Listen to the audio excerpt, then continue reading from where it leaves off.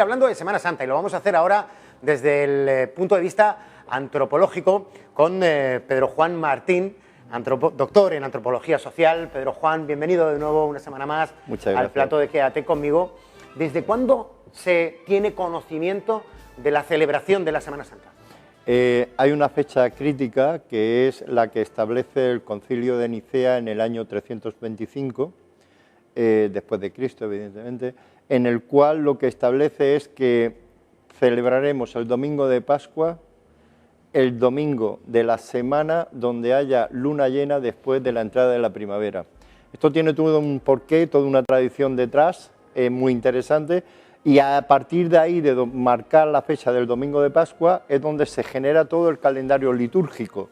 En ese sentido, pues el domingo anterior se celebra el primer acto, que es la entrada, el domingo de Ramos, que es la entrada de Jesucristo en la ciudad de Jerusalén, la cena que celebran, que además coincide con la Pascua judía, en aquel momento coincidía con la Pascua judía, de Jueves Santo, la crucifixión el Viernes Santo y después el domingo de Pasión, el domingo de Resurrección, podríamos decir, el domingo de Pascua.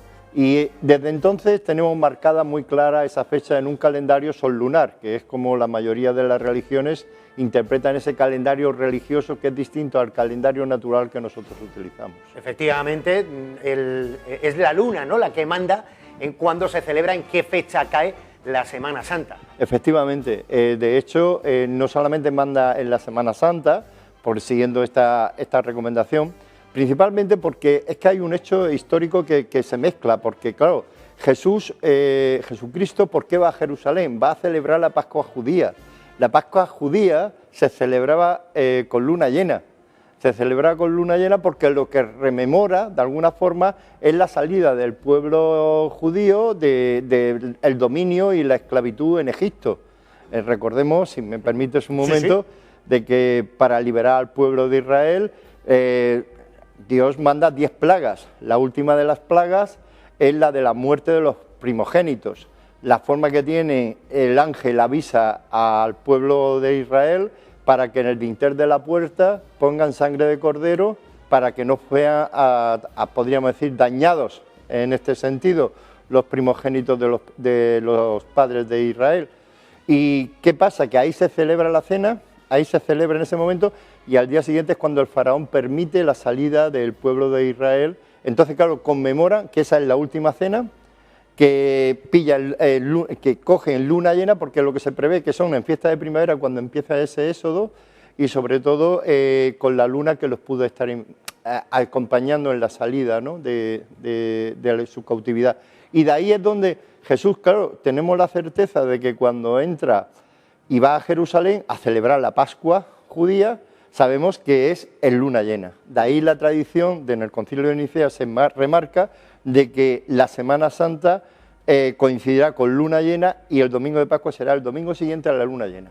Rey de los judíos, le pusieron en la cruz, en ese cartel, claro, a Jesús. Es curioso, ¿no?, porque muchas veces tenemos la sensación de que fueron los judíos quienes juzgaron a Jesucristo, pero me da la sensación de que fueron los romanos los que lo hicieron, porque suponía un disturbio para el orden que suponía el Imperio Romano en toda esa zona. Vamos a hacer una pequeña pausa, Pedro Juan, y seguimos hablando de la interioridad, del origen, de la evolución, del misterio que supone la Semana Santa y de todo lo que en ella se cuenta. Volvemos ahora mismo.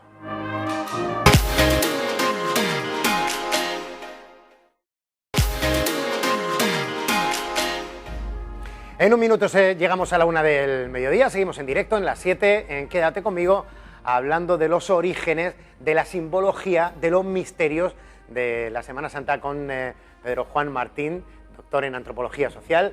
Y hablábamos, Pedro, antes de irnos a publicidad, de que existe la creencia firme por parte de muchos antropólogos de que fueron los romanos y no los judíos los que juzgaron y dieron muerte a Jesús, porque es muy extraño que el domingo de Ramos se recibiera en Jerusalén a Jesús con tanto fervor y que 3 días después lo estuvieran juzgando y matándolo.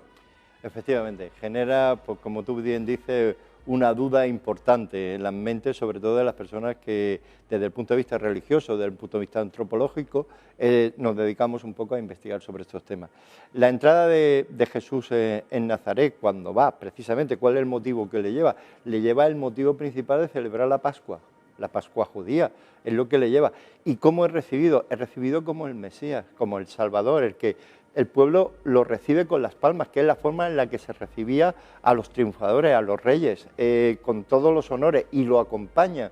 Y además él entra subido sobre un pollino, sobre un asno, manteniendo la profecía que Zacarías en 9:9 la deja muy clara, que el Salvador, el Mesías, vendría precisamente sobre un asno y haría su entrada, ¿no? Es muy importante lo del asno. Sí. Sí, pues es muy importante porque además refuerza todo lo que es el ministerio que antes de llegar a Jerusalén ha estado haciendo Jesús de Nazaret, ¿no? Todo ese ministerio, toda esa práctica que él hace, todos esos milagros que lleva a cabo, todos esos mensajes que lanza, concluyen precisamente en una entrada, pero no sobre un caballo de guerra, no sobre un caballo como entran los emperadores, como entran los reyes guerreros, como entran los héroes, sino sobre un pollino, lo cual refuerza su mensaje, porque es un mensaje de amor y de paz. Y entonces, claro, ahí es recibido pues como ese rey que a través del amor y la paz es capaz de... Entonces, claro, si lo recibe de esa forma, ¿cómo 4 días después el mismo pueblo que lo ha recibido se vuelve en contra de él?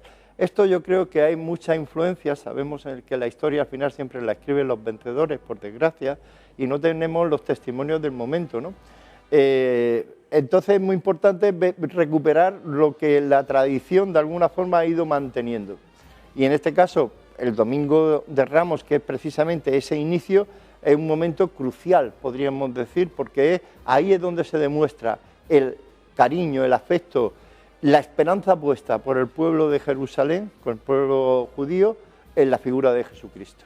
La Semana Santa día de hoy, Pedro, no es solamente, ni muchísimo menos, un acto de fe, un acto de fervor religioso, es también un evento social muy importante y, si me lo permite, un espectáculo. Acabamos de hablar con el concejal de Cultura y de Turismo del Ayuntamiento de Lorca, con Santiago Parra, y vemos cómo esa representación de los desfiles bíblico-pasionales es mucho más que fervor religioso, que fe, que creencia, ¿no? Es un espectáculo en toda regla.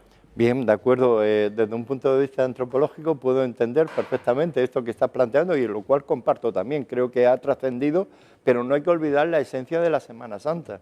La esencia de la Semana Santa es recuperar uno de los pasajes más importantes de lo que es la creencia cristiana. Es decir, para nosotros, por mantener un paralelismo, es parecido a lo que el Ramadán supone para el Islam, ¿no? Tener en cuenta que el calendario litúrgico se establece a través de la fecha de Semana Santa. Hemos hablado de la importancia de la luna. De hecho, en esta Semana Santa, el lunes santo fue cuando tuvimos la luna llena. Por eso hoy es miércoles santo y el domingo será domingo de Pascua, ¿no? 40 días antes, como te decía, 46 días antes se establece el miércoles de ceniza, con lo cual marca la fecha del miércoles de ceniza. Mucha gente aquí tiene confusión, dice, ¿cómo 46 días antes? Si son 40 días la cuaresma, sí, 40 días porque en medio hay 6 domingos y los domingos no se celebra, podríamos decir, la cuaresma, sino que por ser el Día del Señor hay benevolencia en ese sentido. Y después, 50 días después, se celebra Pentecostés, que es el momento en el que el Espíritu Santo desciende sobre los apóstoles y tal, y con el cual se termina el tiempo de Pascua. O sea, fijaros la importancia que tiene la luna en la tradición, tanto para el Islam, porque la fecha del Ramadán se pone con la primera luna del cuarto creciente del 9º mes del calendario islámico, y para el cristianismo, ¿no? Que son las 2 religiones monoteístas más importantes. Y una conversación que me parece que me gustaría compartir contigo, a veces chateo con la inteligencia artificial comentándole cosas y teniendo debates, igual que con un amigo, pues con la inteligencia artificial. Y ayer le preguntaba que cuáles eran las 3 figuras más importantes en los últimos 2000 años. Y tuvimos ahí un debate y tal, y al final concluimos que la figura de Jesucristo es una de las figuras más importantes, esos que ahora llamamos los influencers. Pues bueno, para influencer en la historia, Jesucristo, Mahoma e Isaac Newton con la famosa ley de la gravedad, ¿no? O sea, creo que es la forma de ver las cosas. Hablabas del comienzo de la Cuaresma, el miércoles de ceniza. Precisamente esa ceniza procede de la quema de las palmas del Domingo de Ramos del año justamente anterior. Es otra simbología. Perfectamente, además esa simbología que viene perfecta es cómo se cierra el ciclo, es decir, el ciclo es el eterno ciclo de vida, muerte y renacimiento, vida, muerte y renacimiento. Y es como las cofradías, muchas veces el sentido de la procesión, fíjate que sale de una iglesia determinada, hace su caminar y vuelve a la misma iglesia. Es un peregrinaje, cada procesión es un peregrinaje, donde va mandando un mensaje a la vida y llevando ese fervor y esa pasión. Por eso, una de las cosas que más nos conecta es el aspecto de la pasión durante la Semana Santa. Vamos a hacer una pequeña parada porque quiero saludar a Diego Avilés, presidente de la Cofradía del Perdón, que el pasado lunes precisamente no pudo hacer ese recorrido cíclico de inicio y fin en la iglesia de San Antolín. Y este es el momento en el que Diego, con lágrimas en los ojos, tenía que anunciar la suspensión de la procesión del Lunes Santo en la ciudad de Murcia. Débil, pero viene agua.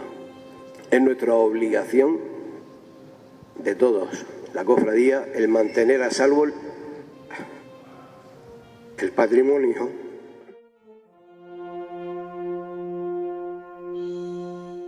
Bueno, pues esas son las imágenes y la voz entrecortada, emocionada, llena de tristeza y llena de pena, pero de responsabilidad también ideológica de Diego Avilés, abrazándose posteriormente con su hijo, el actual concejal de Cultura del Ayuntamiento de Murcia, los dos vestidos de magenta. Y es verdad que dentro de la pena, en ese momento, el señor Valcárcel, presidente de la Archicofradía de la Preciosísima Sangre de Jesús, de la Cofradía de la Sangre, le daba la opción de que el Perdón, el titular de la Cofradía del Perdón, pudiera procesionar el miércoles santo tiñendo un poquito de magenta lo que es la marea colorada que vamos a vivir esta tarde de miércoles santo en la ciudad de Murcia. Don Diego Avilés, muy buenos días. Hola, buenos días, buenos días. Dentro de la situación tan dura que vivisteis el pasado lunes santo, bueno, pues se os ha ofrecido la posibilidad de poder salir a través de Carlos Valcárcel Siso hoy con el paso titular en la procesión. Es verdad que el resto de los 10 pasos del Perdón no van a poder salir, pero no deja de ser una manera de matizar un poquito la pena de todos los cofrades. Diego. Sí, así es. Lo ideal, y es por lo que se trabaja todo el año, es el poder sacar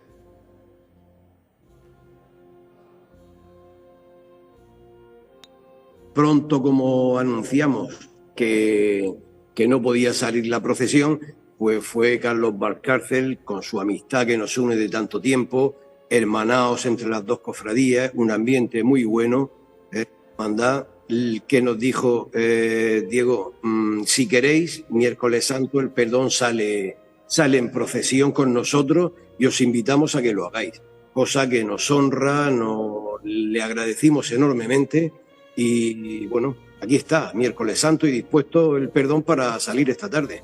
¿Cuánto mejor nos iría a todos, Diego, si esa lección de comprensión, de empatía, de apoyo, de tender la mano entre dos cofradías que son totalmente distintas, cada una con sus particularidades, sí, cada uno con su historia, cada uno con su fervor? Si nos comportáramos así, de esa manera, digo, en todos los ámbitos de la vida, en la sociedad, en la empresa, en la política. Un comentario así, José Francisco, he leído en Facebook. Hay de todo, ¿no? Gente que puede o comentar o decir su parecer, pero hay un comentario que a mí me ha hecho pensar también, y es precisamente eso, que dice: qué bien nos iría en la sociedad si a nivel de sociedad, de política, en todos los ambientes, reinara este hermanamiento, ¿no? Porque la verdad es que no es vernos como rivales, yo soy mejor o mi procesión va mejor que la tuya, más ordenada, más lujosa. No, en esto lo que se ve es que hay un hermanamiento. Además, entre el Cristo de la Sangre y el Cristo del Perdón hay su pozo, que no es de ahora solamente, ya no solamente por los presidentes anteriores. Padre de Carlos Valcárcel Mabor, ya tenía una estrecha relación con Juan Pedro Hernández, que era presidente nuestro por entonces. Así lo hemos seguido manteniendo su hijo, Carlos Valcárcel Siso, y yo creo que esto va a seguir de por vida, ¿no? E incluso el Cristo de la Sangre, cuando se restauró, lo trajeron a la iglesia de San Antolín. Uy, te pierdo, Diego. Se ve que en alguna ocasión te trae alguna llamada y eso... Bueno, queríamos preguntarle a Diego, pero vamos, le doy yo la información. ¿Cuál iba a ser el recorrido que iba a hacer el Cristo del Perdón en la unión en esa procesión de esta tarde, la de los Colorados, la de la Iglesia del Carmen, la de la Sangre? Evidentemente el paso no se va a desplazar hasta la Iglesia del Carmen para procesionar con ellos, sino que va a salir desde la Iglesia de San Antolín para unirse a la procesión. No sé si tenemos de nuevo la comunicación con Diego Avilés. ¿Sí? Sí, Diego, sí. ¿nos confirmas por favor cuál va a ser el recorrido que va a hacer el Cristo del Perdón esta tarde para unirse a la procesión de la Sangre? Sí, salimos por la calle de San Antolín a calle del Pilar, calle San Pedro, plaza de San Pedro, Jara Carrillo. En Jara Carrillo, en la esquina del edificio Victoria, esperaremos a que se nos diga que nos integremos en la procesión, que es entre la Dolorosa y el Cristo de la Sangre. Ahí entramos en procesión, la hacemos con ellos, hasta el regreso, que al pasar por la plaza San Pedro, nosotros saldremos de la procesión, nos quedamos en la curva del Bar Ring, esperaremos en señal de respeto a que termine de pasar la procesión y una vez que se concluya, pues nosotros volveremos a casa a San Antolín. Pues me parece que son dos puntos junto a todos, ¿no?, los que habituales y tradicionales de la procesión de Miércoles Santo. Evidentemente la salida desde la Iglesia del Carmen, la entrada de la Marea Roja desde la Plaza de Camachos por el Puente Viejo a Murcia Centro, hacia la zona de la Gran Vía, y en ese punto donde se va a unir en Jara Carrillo, en la esquina del Hotel Victoria, va a ser un punto muy bonito, y otro en la Plaza de San Pedro con la despedida del Cristo del Perdón de toda la Cofradía de la Sangre. Diego, que te mando un abrazo muy fuerte, que de verdad que nos quedamos todos muy tristes de no poder ver la procesión del Lunes Santo en la calle, las calles de Murcia teñidas del color magenta de vuestras túnicas, pero afortunadamente hoy vamos a tener la posibilidad de presentar todos nuestros respetos al Cristo del Perdón en las calles de Murcia. Muy bien. Y repito, yo en nombre de la Cofradía del Perdón, muy agradecido, enormemente agradecido por este gesto a los hermanos colgados. Gracias a ti, Diego. Un abrazo fuerte. Muchas gracias. Seguimos hablando con Pedro Juan Martín. Bueno, impresionante. Estos son los gestos que realmente todos quisiéramos ver en estas fechas tan señaladas de Semana Santa. Y además dan valor a esos dos, podríamos decir, mandamientos que de alguna forma deja Jesús en su mensaje personal, y el hecho de amar a Dios sobre todas las cosas y a tu hermano como a ti mismo, ¿no? Esos dos mensajes yo creo que lo han representado perfectamente estas dos cofradías, la Cofradía del Perdón y la Cofradía de la Sangre, el Cristo de la Sangre, y ojalá nos siga acompañando siempre. Quiero terminar contigo con dos cosas que me parecen muy interesantes. Vamos a ver. Los dátiles de Salcillo y su poder milagroso. Ah, bueno, sí. Del paso de la última cena. Sí, efectivamente, de los salcillos que procesionan el Viernes Santo. Ahí hay una tradición muy importante, y es el hecho de que esos dátiles que son procesionados tienen un poder de ayudar en la fertilidad a aquellas personas que no pueden quedarse embarazadas. Yo he entrevistado a algunas de estas personas y dos de ellas, dos mujeres, sí me lo han confirmado, que efectivamente en el año siguiente donde ellas comieron, pues sí, realmente consiguieron quedarse embarazadas después de estar buscándolo varios años y no conseguirlo.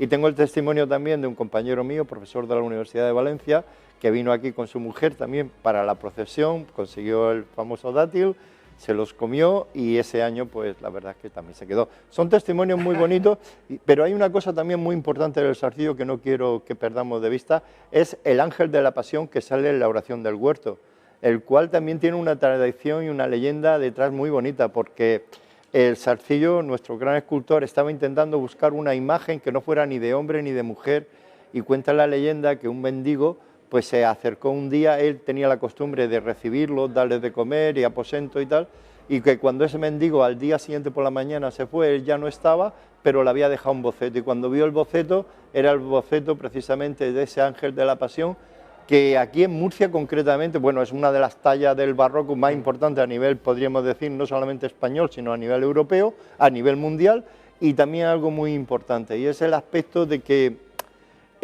esa imagen, concretamente, tiene como una facultad de belleza especial. De hecho, en Murcia estaba la tradición que cuando un niño o una niña era muy guapo, se le decía, has tenido un Gabrielillo o has tenido una Gabrielilla, refiriéndose a este ángel como el ángel Gabriel. Y muy rápidamente, Pedro, que me tengo que ir con Antonio Liza, que nos está esperando en la iglesia del Carmen con los colorados. ¿Por qué no casaba la iglesia en Semana Santa?